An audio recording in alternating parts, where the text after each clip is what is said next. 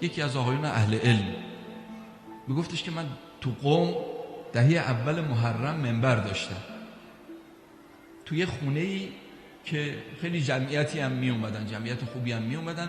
بانی مجلس که صاحب همون خونه بود و مجلس رو او برپا کرده بود اصالتا عرب بود که اومده بود تو ایران و تو قم زندگی میکرد. او مجلس رو برپا کرده بود دهه اول محرم. همون شب اول اون بانی مجلس گفت حاج آقا اگه امکان داره 2-3 شب روزه حضرت زهرا رو بخونید. گفتم عزیزم روزه حضرت زهرا جاش فاطمیه است، الان محرم روزه های خودش رو داره. اون بانی مجلس اصرار کرد، گفت حاج آقا 2-3 شب اول رو روزه حضرت زهرا رو بخون. من هرچی گفتم او اصرار میکرد. گفتم باش. 2-3 شب روزه حضرت زهرا رو خوندم و بعدش هم دیگه روزه های بقیه محرم تا اینکه تمام شد دهه اول محرم و مجلس جمع شد. بانی مجلس روز 11 یه سفره نهاری پهن کرد که خادمین این مجلس و مداح و سخنران و اینا یه نهاری رو دعوت کرد همشون رو. این که بنده خدا منبری بود و از اهل علم بود میگفت من کنار خود این صاحب خونه بانی مجلس نشستم. بهش گفتم که فلانی برای چی اون 2-3 شب اول اصرار داشتی روزه حضرت زهرا رو بخونم با اینکه محرمه؟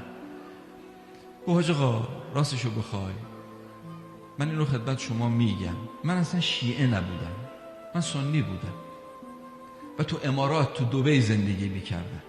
خدا یه دختر به من داد، این دختر رو فوق‌العاده دوستش داشتم، اولین بچه من بود، دخترم بود، خیلی هم زیبا بود. هرچی بزرگ میشد تو دل من بیشتر خودشو جا میکرد تا اینکه 2-3 سالش شد که دیگه شیرین زبونی هم میکرد. میگفت دیگه اصلا جوری بود که وقتی میرفتم محل کارم 2-3 مرتبه با خونه تماس میگرفتم، حالشو میپرسیدم، اصلا طاقت دوریشو نداشتم.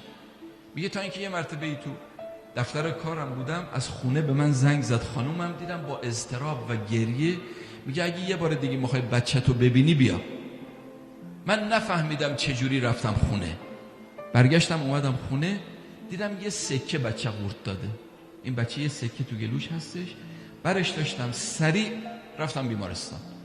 وقتی که معاینه کردن تو اورژانس بردنش، اومدن گفتن که آقا ما تجهیزات لازم رو، حالا اون زمان چندین سال قبل بود، ما تجهیزات لازم رو اینجا نداریم، این سکه فرو رفته تو حنجرش، خطرناکه، اگر میخواید سالم رو ببینیدش فوری ببریدش تو یکی از بیمارستان‌های پاریس. به من آدرس دادن، گفتن ببرید اونجا انشالله که تا اون موقع تلف نشه.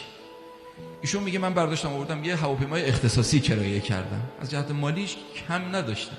میگه رفتم تو همون به اصطلاح بیمارستانی که تو پاریس تو فرانسه بود، سریع بردنش تو اتاق عمل و متخصص جراح هم رفت و بعد از چند لحظه اومد پیش من، به من گفتش که آقا این بچه جوری وارد به هر حال مجاری تنفسی شده این سکه که اگر سالم از زیر عمل بیاد بیرون، چون احتمال تلف شدنش هم هست، اگر سالم از زیر عمل بیاد بیرون تارهای صوتیش رو از دست میده، نمیتونه دیگه حرف بزنه. کمترین چیزش این بنده خدا میگه وقتی که این جراح به من گفت یه عرق سردی رو بدن من نشست، پاهام شل شد، ضعف به من دست داد، عقب رفتم به دیوار تکیه دادم نشستم. میگه یه مرتبه یه چیزی تو ذهنم اومد، بلند شدم رو کردم به یه سمتی که گمانم این بود که به سمت مدینه است. همینجوری دلم افتاده بود که بخواستم با پیغمبر حرف بزنم، گمانم این بود که به سمت مدینه است. هیچ اطراف رو هم متوجه نبودم، اشک میریختم و تو حال خودم بودم.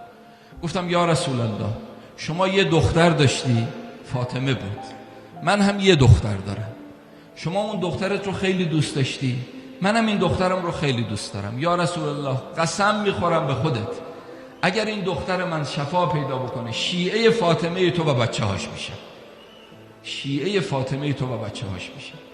میگه همینجور که اشک میریختم با پیغمبر حرف میزدم و اصلا متوجه اطراف نبودم، یه مرتبه دیدم یه سر و صدایی شد، نگاه کردم دیدم چند نفر از پرستارا از اتاق عمل دارن میدوئن بیرون و پشت سرش دیدم همون متخصص جراح اومد هیجان زده به من گفت که حالا فرانسوی بلد بود، مترجم داشت، هر چی که بود، به من گفتش که مسیح دختر شما رو شفا داد، مسیح دخترتون. سکه به راحتی خارج شد از گلوش و چند لحظه بعد به هوش میاد، میتونید برید ببینیدش.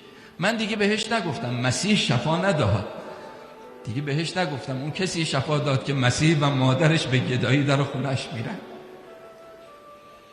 چیزی بهش نگفتم. رفتم به سمت اتاق عمل، دیدم دخترم بیهوش هستش. کنارش ایستادم یه چند دقیقه، بعد چشمشو باز کرد. تا چشمش به من افتاد که بالا سرش بودم، گریه افتاد. من بغلش کردم، آرومش کردم، بوسیدمش.